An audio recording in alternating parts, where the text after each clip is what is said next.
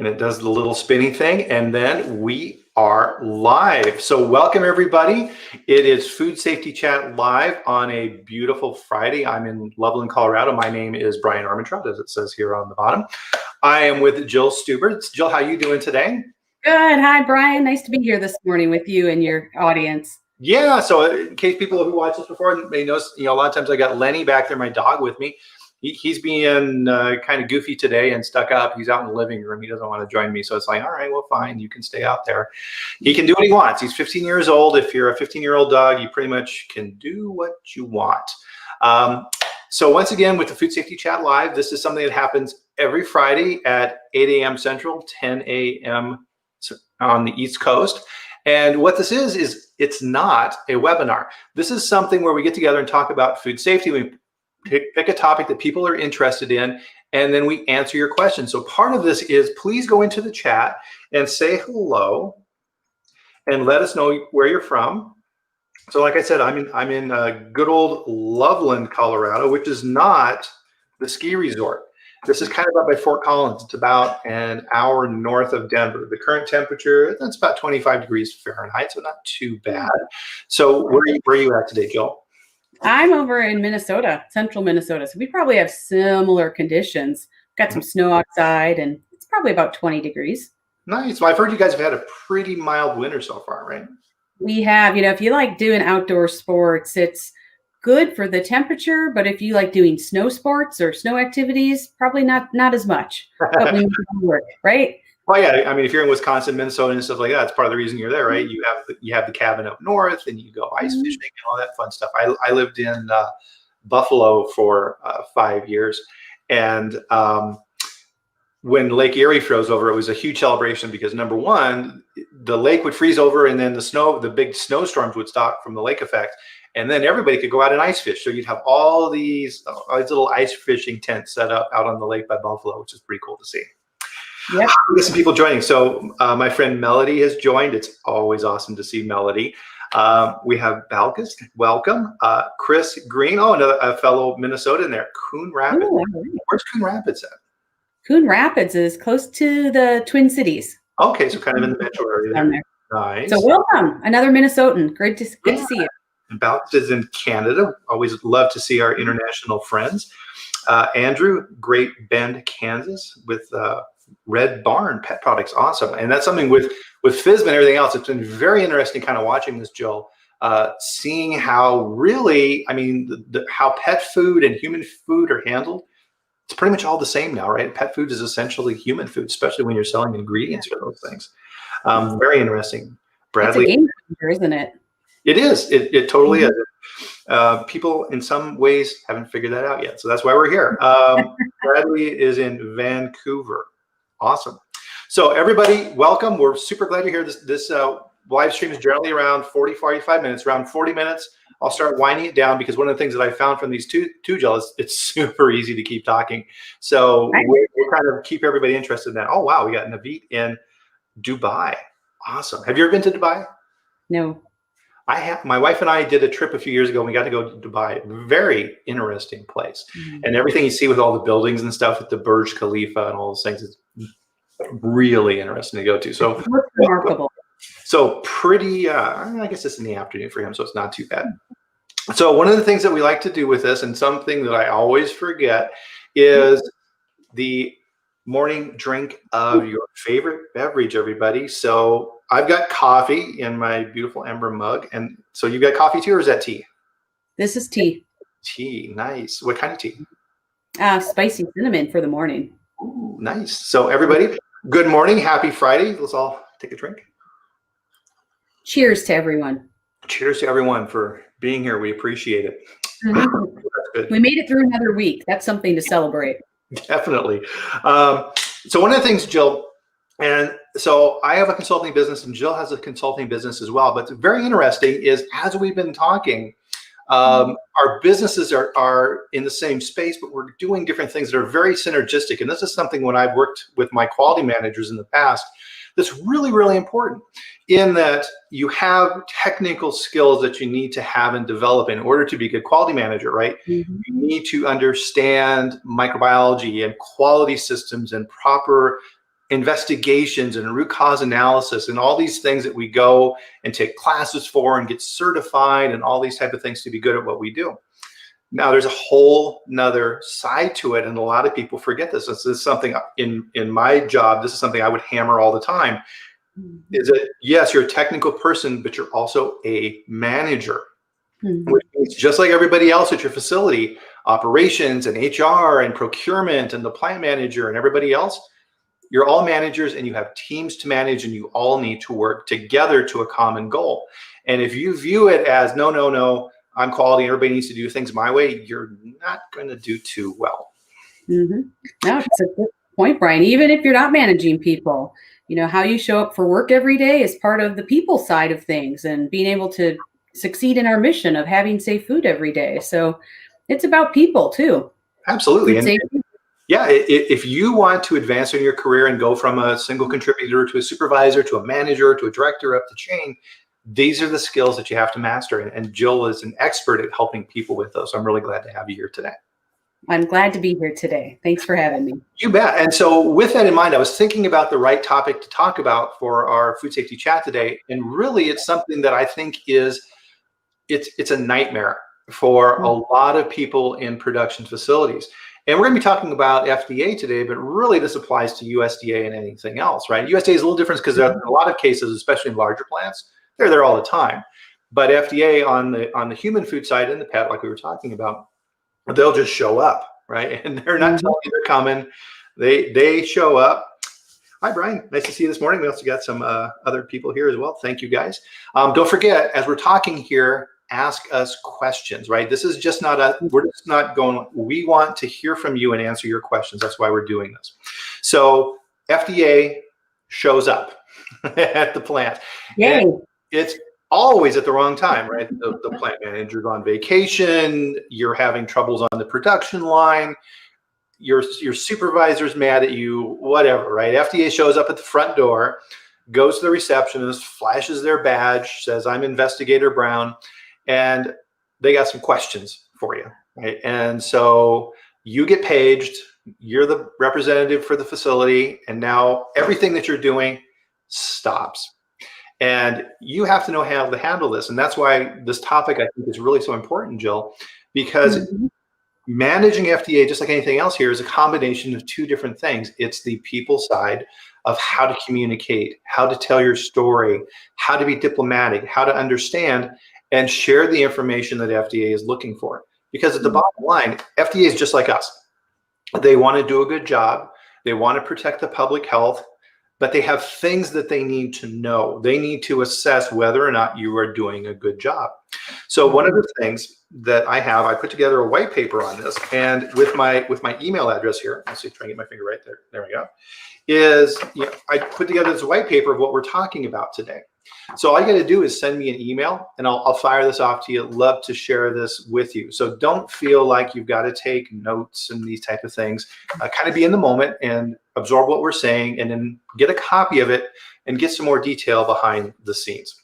So with that, I say, what a great tool, because when you there's so much information out there, and some of it can actually have different information, right? Like somebody says, hey, let them in, do this, show them this, let them have this. So we get a lot of information. So that's a great resource to have, so that as you're navigating how you want a visit to go and what that looks like, you've got some guidance right here. Exactly. All in one place. And what we're going over with these 8 points that we're going to talk about today, Jill, these are real world tips of what I've learned from actually going through this and being at FDA investigations, managing class 1 recalls, and being in the hot seat as a quality manager earlier in my career as well. So lessons learned of hard-earned mistakes. Passing it forward. That's what we love. Exactly. Well, so first off, why is FDA there? I mean, it comes down to one of two things, because FDA is like us. They have limited resources, and they need to focus on the things that are important, right? So they're looking at higher risk type products, ready to eat and things of this nature.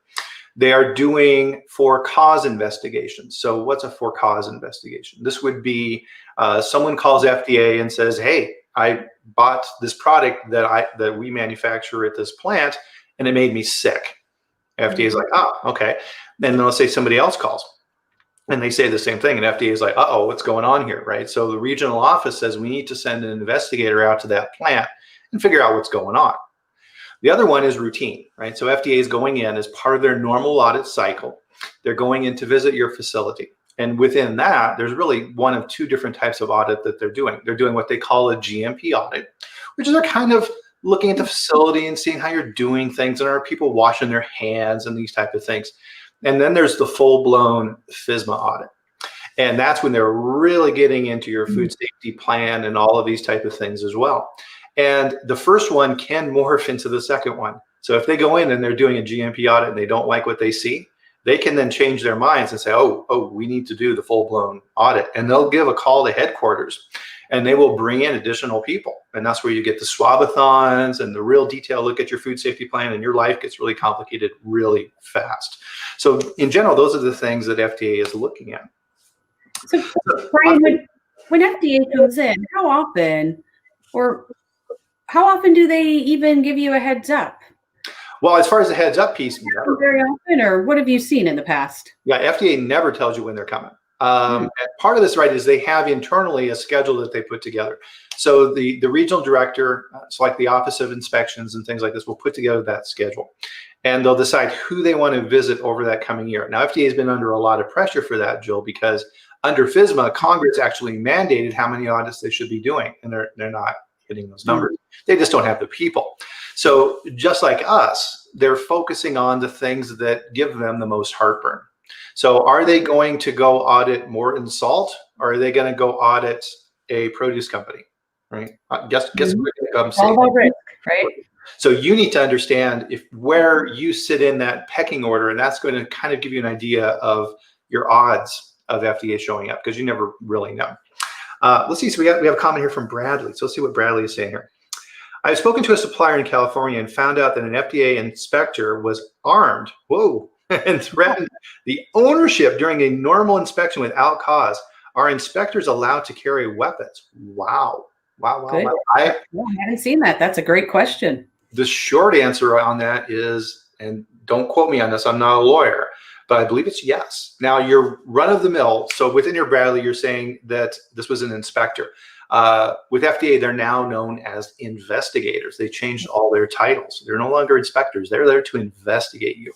Now, if there is a criminal case and it's really been elevated, right? So you've got the DOJ involved, you've got the Office of Criminal Affairs involved within FDA, right? This is super serious. This is the Bluebells. This is the Peanut Corporation of America, things like that. And they can, right? You can have armed individuals show up. I've never seen it. I've heard about it, but if that happens, Bradley, yeah, I mean, you need to be getting the corporate lawyers and everything involved, and obviously you're going to cooperate with them. Joe said, I hope I pronounced that correctly. Here's another question here, Jill. Good job on that, by the way, guys. I love this. Does FDA have a recruiting system for auditors in Mexico? Well, I mean, definitely as part of foreign supplier verification and these type of things, doing foreign audits is a huge piece of what FDA was charged with doing. And then, of course, we've got, the equivalency programs that they've been working on with New Zealand, Australia, Canada. They're working on Europe, these type of things. My advice on that is go to their website. I mean, FDA is always looking for investigators, right, and getting into those programs. So I would check there. Bradley, guilty until proven innocent. We think exactly the same, my friend. That's one of my talking points that are coming up here, and that is a perfect segue. And it's really how it feels when they show up, isn't it? Yeah, if I didn't know Brad, I should send Bradley $5 for his perfect segue, because my point number one of what we've been talking about is you are guilty until proven innocent in the eyes of FDA, right? They're there for a reason. They have some evidence, they have some ideas, right? And they think that you're not doing something correctly. Even with a general GMP audit, right? They're going in there to find things that aren't right. And they're kind of going in there looking at you like this, right? They're not quite sure what's going on. And so with this, and this kind of gets to the people side of things, right? It's very important to take control of the situation. Now, by that, I mean, you're not being bossy and these type of things, right? You're being confident with how you're managing FDA. And the key on this, Jill, is you need to practice this in advance. This Absolutely. isn't something that you just do on the seat of your pants. No. You need to know what to do. Yep. This is a great example of where it's helpful to use your white paper to actually map out, right? Like, what will you do when they show up? Even for you as the quality manager who's there, just how do you stop all the noise that's happening around you and take a deep breath and be ready for it because it's coming. Yep. So FDA walks in the front door, and FDA does this too, right? They're really looking at biosecurity. So they may try and get into your facility and see if they can breach your security. I've heard of that. So let's say they come to the front door and they meet with the receptionist. What's the receptionist do? Right? They need to let you know right away. Or at any given point, let's say that you're out visiting a supplier or you're on vacation. If FDA shows up, who is that person? Okay, you sign them in. Guess what? FDA is not going to sign anything. That's that part of their requirements. They will sign absolutely nothing. That's something we'll talk about later on. So fine, you can sign on their behalf. You can put a note in there that said, FDA investigator Brown was notified of the facility login system and given a copy of the GMPs. And that's another point we'll talk about here later on too. You also have to have a designated room that you're going to put them in. Right. So where are they going to do their work, right? You don't want to put them in your office in the middle of the plant where they can get up at any time and start wandering around. That's not good, right? You need to know what you're going to do with that. Then it's really important with that, when you sit down with them, to talk with them, wow, and say, hi, really glad you're here. We do a really amazing product here. We're really happy to show you what we do to control food safety and make sure that our consumers are taken care of. What's the purpose of your visit? That's all you got to do, right? They'll tell you. It's like, we're here to investigate an illness complaint. Oh, well, do you have a copy of that? And they do. Right. And it'll be redacted. You can't see the people's names and things like that and information like that, but it'll kind of tell you what they're looking for. And that helps to guide that so that you can give the investigator what it is that they need. So, Bryan, you bring up a good point, having a conversation, because they're just another human too, right? Working to fulfill their mission, which really we're aligned with where we want to go. So the more you can connect with them, and it's the old rule, right? We want to give them information and make them feel comfortable, but we also have our responsibilities to our organization that we're also protecting as well. So, right. But the more that we're authentic and share and connect, that will help the day go much smoother when they see that you're there to help collaborate. Right. And so that's something you need to explain to FDA, because that's a very good point, is that you're the company representative. You're not the bastion of all knowledge for the company. You're there to facilitate the visit, to get FDA what they need and help them through the thing, which is really kind of a good segue into point 2, which is you're not alone, right? You shouldn't feel like it's just you. That's why you practice. You should have a team of people behind you. So lawyers and corporate QA people and all of these things that as you're starting this process, you can bring them in to help you. And guess what? It's okay if you don't know something to say, I don't know. Let me find out who knows that.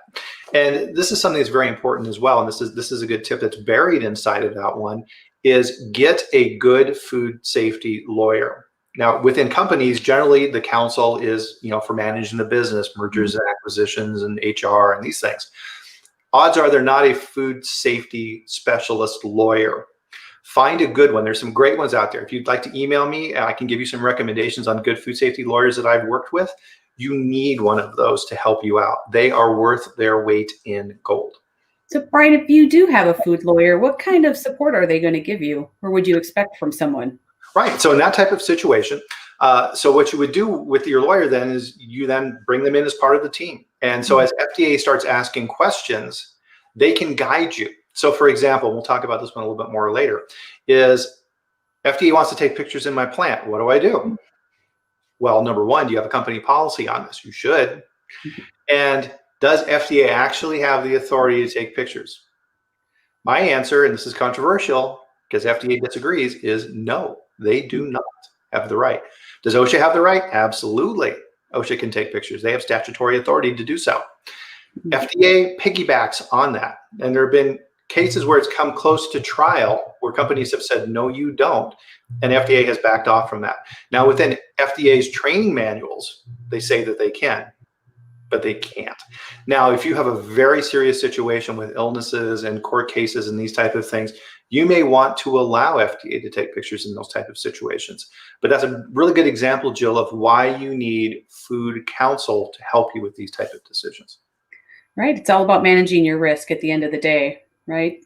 Yep, absolutely. I can understand that too. Let's see, how are we doing on questions here? So here's a question from Navi. Is there any public available database to seek the FDA compliance of products? Code of Federal Regulations has given very generic information for products like mayonnaise, ketchup, and dressings.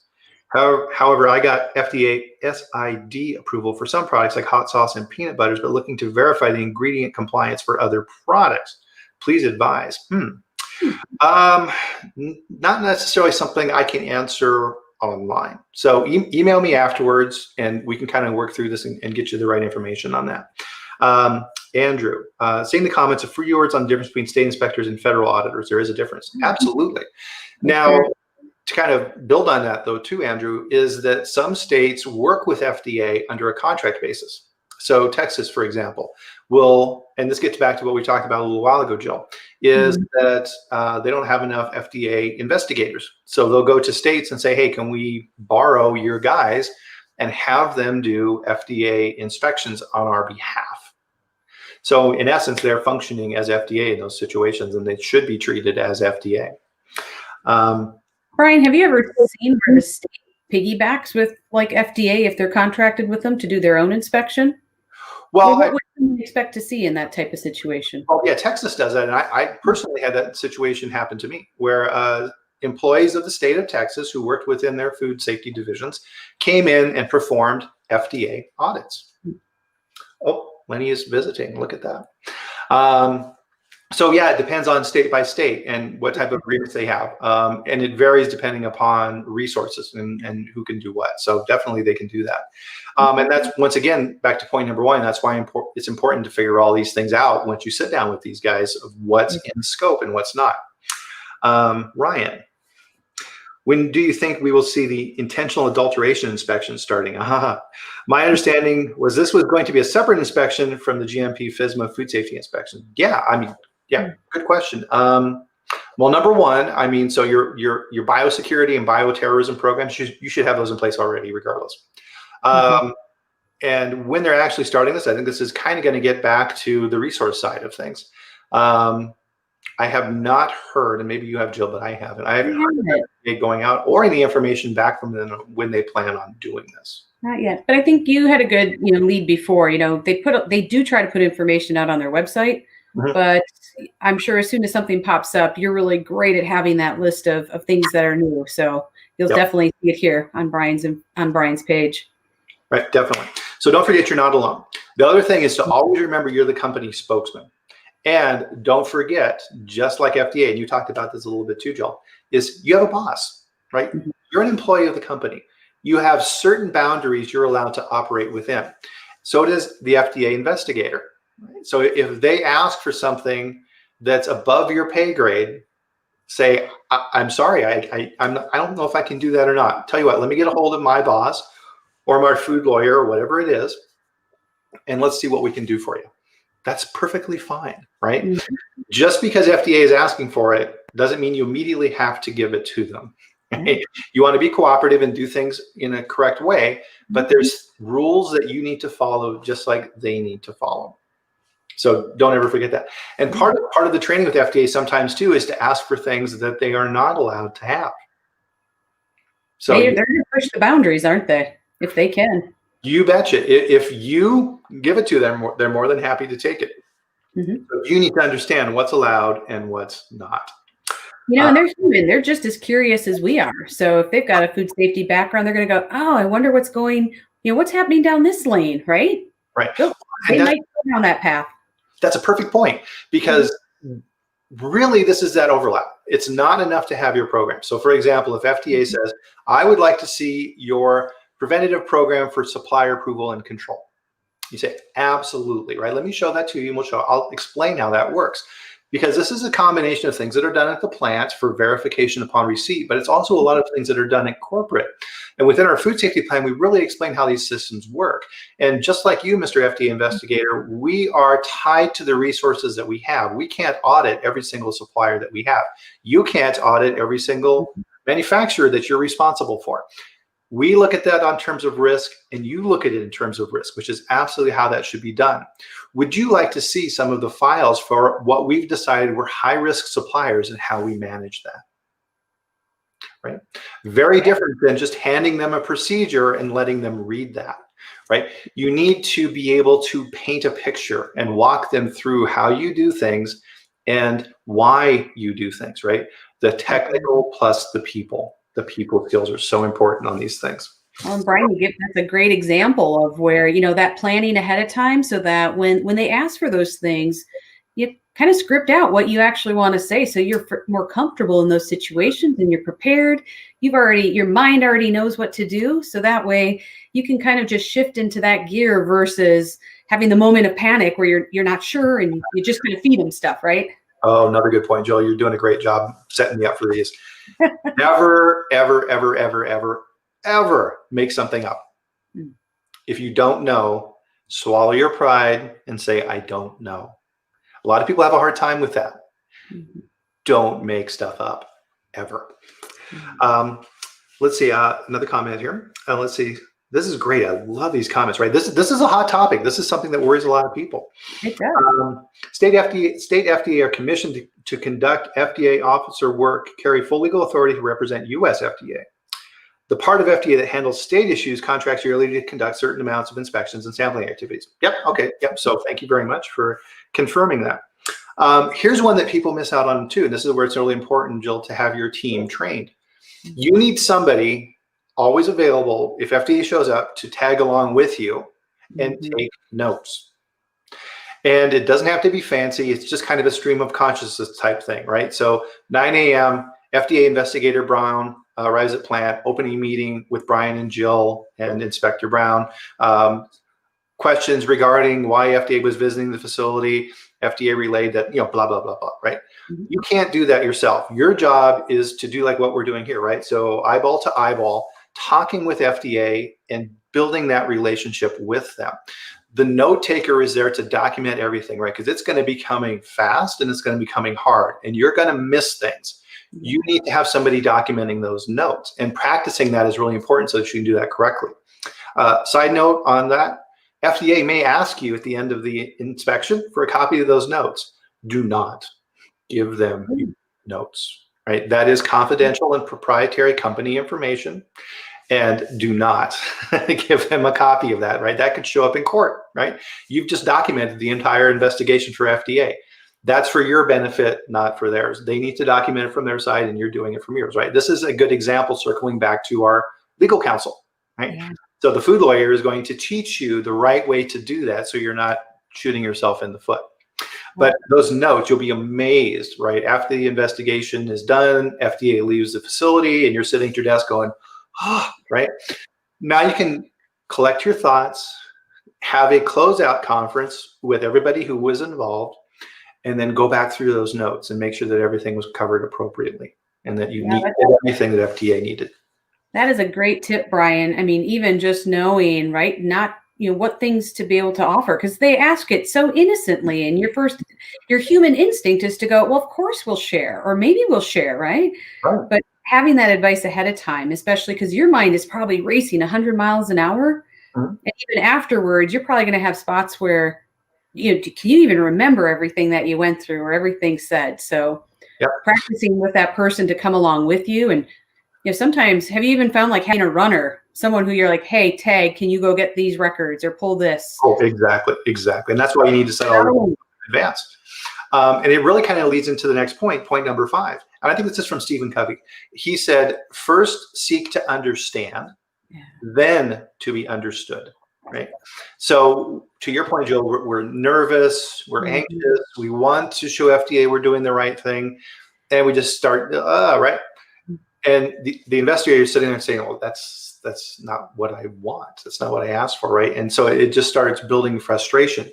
You need to understand why they're there, what it is, and reflect back. So when FDA asks a question that says, I would like to see your records relative to your incoming ingredient receipt.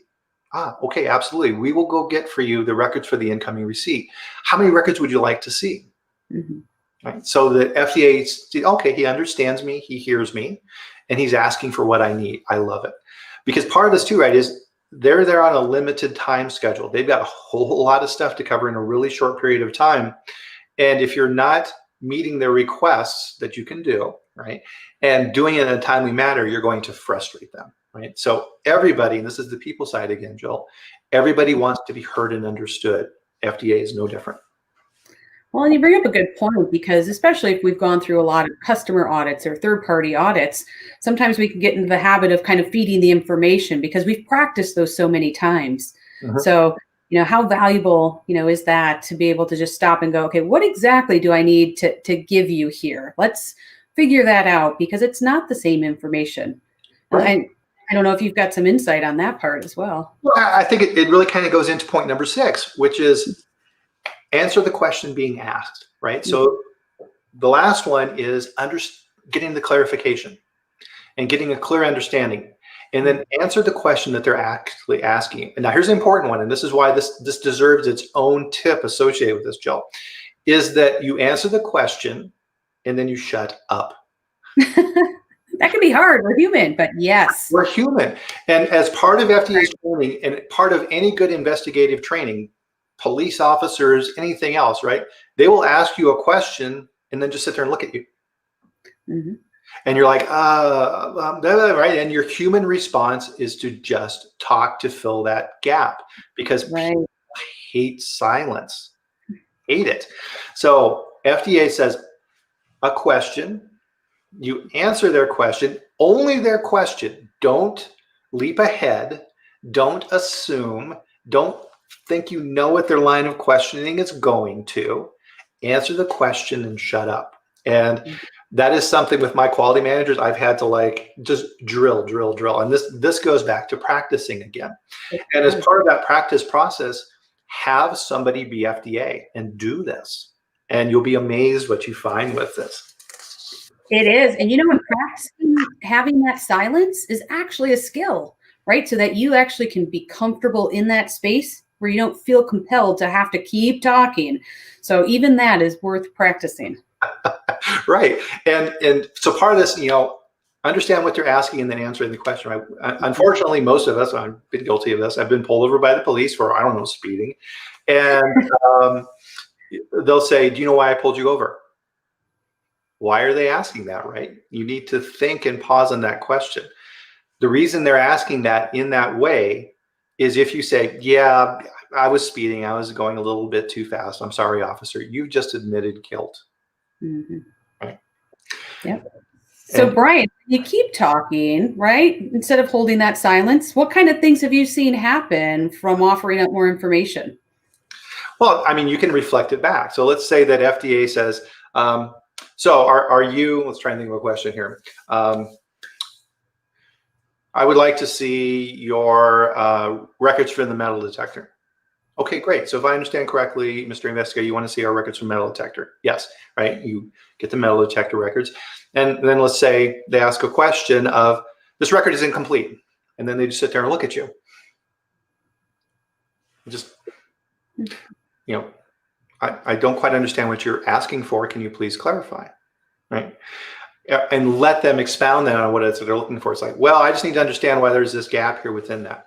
Well, let me take a look at that there and let's figure that out. So that's a really good segue. So one of the things in that, and this is a good sub point of that, is you're on the same side. Don't set this up. And the visual I use on this as you're on opposite sides of the table, right? It's like a negotiation with the US and the Soviet Union, right? Where you're staring each other down and, right, you're adversaries. No, you're both on the same side of the table. And in the room, right, this gets to that people side, you should be sitting with FDA on the same side of the table. Don't position yourself opposite. And don't overwhelm them with a bunch of people either. Go in there, work with them, have your note taker and the people that you need to be there, sit on the same side of the table with them and look them eye to eye, smile, answer their questions, work with them. You're both there for food safety, right? You're both there to protect the public. You're there to show them how amazing and wonderful your systems are and what a good job you're doing that. That type of body language and composure and these type of things come through. And what will happen is in the beginning of the audit, FDA assumes you're guilty and they're like this. Right? They're there to figure out how you're screwing up because you're not doing the right thing. They saw the consumer complaints and it's your fault. If you do a good job of showing and demonstrating and working with them and giving them evidence and not doing all the things that we're talking about that you shouldn't be doing, they're going to soften over time. It's human nature. They're going to, in their minds, be like, okay, this is one of the good ones. These guys know what they're doing. They're working with me, they're cooperating, but they still understand the rules of the game and the boundaries of what it is that we can and cannot do. I like that, and I respect them for that. Right? That's what you want. Absolutely, right? Remembering you still have a good story to tell and to share, and that's part of what you can do to be able to make your case and provide information within the reason, right? Within what they're asking for. Absolutely. And so Joseph had a follow-up here. What's the worst case scenario if they get frustrated and not getting what they want regarding documentation, interaction, getting the big picture? Well, so part of this is, and number one, right, this is why you practice. And remember, the FDA are people. And if they're asking for things that they're not allowed to have, right, you're completely within your rights. Your job there is not to make FDA happy. Your job there is to give them the information they need to do their job, but doing it in a professional and polite and courteous way. It's a thin line, and that's why I think this is such a good topic for us today, right? It's the people stuff and the technical stuff. It's both of these are super, super important. So if FDA is making unreasonable requests, I had an old boss who had a very good saying for this, Joseph, which was, the organization solves all. And when this was told to me, it was a legal counsel who told me this. And I kind of looked at him and he went, Bryan, if there's a disagreement, take it to the next level. If they disagree, take it to the next level. Eventually it gets to the top dog and they make a decision. That's a big deal, right? Same thing in this scenario, right? If FDA is asking for things that don't make sense, remember, you have a boss. And say, okay, let me reflect back and see if I understand what you're asking for. Is this what you're asking for? Yes. Tell you what, I'm going to work with my team at corporate. I'm going to call everybody up. We'll go and have a conference and talk about this, and I'll be back in 5 minutes, and I'm going to do everything I can to get that for you. Is that okay? Right? You're on the same side, right? Now, you can come back and say, your request to be able to go into the plant and take photographs, I'm sorry. I'm just an employee here, and I'm passing on the rules of what we do within this company. Our policy is no photography is allowed within our facilities. If you would like to make this request in writing, we can take this to our legal counsels and maybe our two organizations can talk about this and maybe we can arrange something for a later date. But as for now, my hands are tied. There's nothing I can really do with this. Sorry, right? So Bryan, what about a situation where they ask for something and you kind of have that moment of where you're like, does that really fall under why they're here? Well, how do you clarify around that? It's very important. This segues into point number 7. You have to know what's in scope and what is out of scope. What do I mean by that? One of the things that I do when I work with companies and help them develop food safety plans and quality systems and these type of things is there's 3 main buckets for stuff when it comes to how you're managing the facility. There's your operational documentation. There is things that the plant manager cares about to make sure the plant is running efficiently. So pounds per man hour, how much electricity do we use? Does HR have everything that they need? All of these things outside of quality. Quality then breaks down into 2 main areas. There's food safety and food quality. And those 2 should never, ever meet. If you're putting food quality stuff in with your food safety stuff, that's where this confusion happens. Yeah. Right? So food quality. Hey, I went to King Soopers and bought this coffee and it tastes horrible. Ugh, right? Food quality. Is anybody going to get sick? No. Do I have an upset consumer? Yes. Do I need to get back with them and give them a coupon or something? Absolutely. Food quality. I drank your coffee and I got sick and I'm in the hospital. Food safety. right? Your food safety plans and all of the documentation that FDA is legally allowed to review are food safety, not food quality. So people get mixed up when they start mixing all this stuff together. You have procedures and recording forms that have food safety, food quality, operational stuff all on the same forms.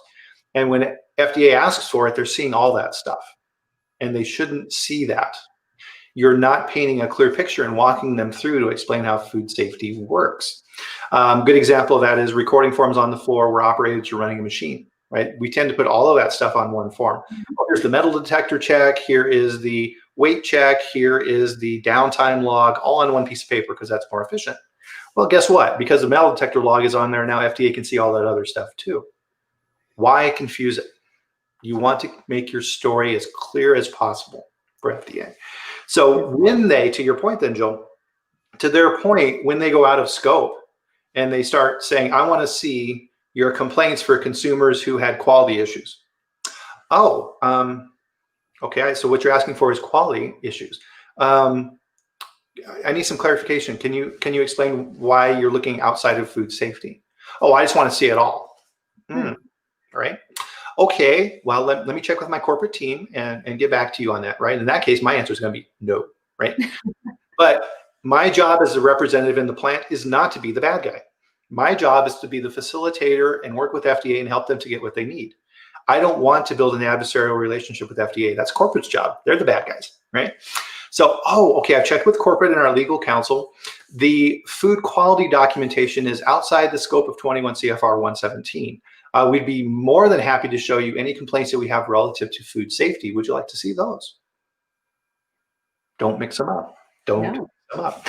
So I know how you talk about, often when we're in food safety and quality, we can be seen as kind of the bad guy in the plant, right? Because we have problems and things. So this is our one chance. We get to always be the good guy. Exactly. Right? We can kind of step into those other shoes and practice that. So embrace it. Right. Your job is to be the company representative, the company diplomat, right? Explaining and showing off and getting through all of this, how proud you are of what it is that you do in this facility to help protect public health, right? And that's what we're here for in quality. And the last point on this is a really important one. I almost got caught on this once. Don't sign anything. Never, right? The only possible exception to that is FDA takes samples. There's a sample form that they have to fill out so you can become reimbursed or things like that. And you can sign that. That's okay. But corporate legal counsel sets that up, right? Your food safety group. Anything else? Never, ever. If they give you a 43, you're not allowed to sign, right? Again, this needs to be in company policies and procedures. I was in a class 1 recall one time managing this as the company representative, and FDA was taking a whole bunch of notes and doing all type of things, and I'm taking all kinds of notes with my team. And the investigator turned to me at one point and kind of just as an aside, as she was kind of standing up to go do something, he's like, oh, hey, by the way, Bryan, can you read these and initial all these pages to make sure I got this right? I was like, oh, and I almost did it. But luckily, my training kicked in, and I called our corporate counsel, and he said, no. Even an initial is the same as a signature. If you sign that, that's an affidavit that you agree with that. Okay. And I was like, whoa, right? So you have to be very careful. Don't sign anything. You'll notice when FDA comes to the plant, they don't sign anything, ever. They're not allowed to. You're not allowed to either. Don't forget that. Questions are coming in, guys. Great, love it. Let's see what else we got here, Joel. Very informative from AKM. Thank you very much. Appreciate that. A few words on the actions that an investigator can take at the location upon facility investigation completes. And it's understood that there is always / usually a report that is generated to close / continue the incident. True. When FDA comes to your plant, there's a file on you. FDA has a file. Can you see it? Nope. Everything that past investigators looked at or investigated, in this case, like we were talking about this scenario of a consumer complaint for illness, all that stuff is in the file. And before FDA comes into your plant, they've reviewed all of that. They know what was said before, which goes back to earlier points, right? Is never make stuff up, right? And only tell them what you know. Because boy, that can come back to bite you or whoever's there after you. So Brian, how much leeway do you have even to ask about, hey, what do you already know about this? Or let's say when they're done, like, what are the next steps? Or what can we expect? Well, I think a lot of this is going to be, and this gets back to the people side of it, is how, by the time you get to the closeout with FDA, how good a relationship have you built with them? So if it's like, okay, great. Thank you, Mr. FDA investigator. Boy, this has been super valuable. I've learned a ton by having you here in the plant. So no 483s or things like that. Great. I knew we were doing a good job, and I'm glad to see that FDA sees that as well. Is there anything else or next steps that we need to be doing our side that you need from me, right? You're being helpful, right? Yeah. And Great. in those type of situations, right, that's exactly what you want. That's a good clarification. Thank you. From a LinkedIn user, FDA has to document the evidence to make a case, not just observed an isolated deviation. They have to connect the dots. Otherwise, it becomes a low-hanging fruit 483, easily correctable, but not further regulatory action like warning letters, et cetera. Right. So if FDA is very concerned by what they're seeing in the plant, let's say they're going out and they're doing a GMP audit, and a rat runs across their feet, right? Something crazy. And they're like, right? And now all of a sudden that gets escalated to a FSMA inspection. And the whole team comes in and they're wanting to do a swabathon and they want product samples and these type of things, right? The more serious, the more they're going to push, right? And they want those pictures for evidence in court and these type of things, right? So that's why this team is so important, that you know what to do and you can rely on them to help you through this and serve as an impartial body who's not there in the room in the heat of the moment to help you work through these things. Because in these type of scenarios, if you're out in a plant in rural Minnesota, you're there, right? Corporate can't get there in time to help you out. Odds are they're somewhere far away. And you have to work through these things on the phone, which is why you got to practice. Just as kind of a side note on the picture thing, we've all been in presentations where people are doing PowerPoints, and this could be people or even in some cases FDA, where pictures of plants show up in presentations. And I always think to myself, whose plant is that? Right. Somebody knows, right? Somebody knows. Do you want your picture showing up in the slide at some point? Probably not. Francisco's asking, how about the inspection report? I'm assuming so. Sign. No, don't sign. You don't have to sign. Again, this needs to be corporate, right? This is not you, right? So FDA pushes the 43 across the table to you. You read through it and everything else. And FDA says you need to sign that. So, okay, so what you're asking for is you need me to sign this. Let me check with the corporate office and see what we need to do on this. Right. And the corporate lawyer is going to come back and say, nope. Right. And then you can come back and say, well, unfortunately, I'm really sorry about this, but according to our corporate policy, I'm not authorized to sign this. Sorry. Yeah. And be aware too, because I've even seen where they come through electronically and they say, hey, can you review this? And then, send it back and, either agree that everything's okay, or let me know if there's something I need to change. Right. So that's something to also be aware of, that it's not always just sign here on this paper copy I have, but it can be electronic as well. Right. It's the same. Let's see. So Joseph, are there any guides for navigating through FDA website? I find it a little confusing. Yeah, it definitely is. And yeah, and this is something that I work on through my Food Safety Foundation, right? Is helping people work through these type of things. Because trying to hunt and peck and find all these things in FDA's guidance document, and where is the Office of Inspectional Operations, and all of these type of things are hard to find. And a lot of times, Jill, I'm sure you did this too, is you do your normal job in quality during the week, and then you spend your weekends trying to find all this stuff, and that's not fun, right? So don't try and do this all yourself. There's experts out there, people like Jill and myself, who can help you with these things and make your life a whole lot easier. Correct. So here's from a LinkedIn user. Correct any observations immediately if possible in front of the inspection team. Show immediate corrections and attitudes of compliance. 100%. Yep, absolutely. If you can fix it there and you have developed a good relationship with FDA, will that make it to the 43? Maybe not. Maybe you got something super minor and they're like, okay, right. Maybe they'll cut you some slack, which would be great. And that's part of that relationship that you're building from the moment they walk in the door, to show them that you're cooperating and you're helpful and sharing that story. So Yep. Becky asked a question here. Picture taking can be problematic. Absolutely. Mhm. Is there something that sites can do to better establish no picture taking? Absolutely. Rock solid, 100%, no photography allowed policies. Now, does that mean you're never going to take pictures in the plant? Of course not, right?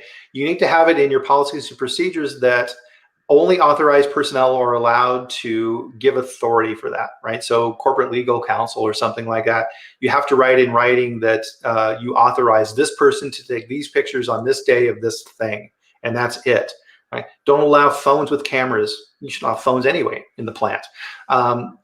That needs to be strictly controlled, right? So if FDA says we want to take pictures, it goes through that policy, right? Have signs hanging in the plant. Always have signs by the front door. No photography allowed, like all these type of things. You need to establish precedent associated with that. Because remember, FDA is piggybacking on OSHA's ability to do that, because FDA does not have the same authority as OSHA. OSHA can take pictures. FDA can interview employees. FDA says they can take pictures, but that linkage has not been established. Also, FDA, and this is another important reason why you need to identify yourself as the company spokesman. Questions go through you. And you need to clearly explain that to FDA in the beginning. And they don't have authority to interview employees. So if FDA goes out on the floor and starts talking to an employee and asking them questions, you have to intervene and say, I'm sorry, I'm the company spokesman. Any questions you have, please direct those to me.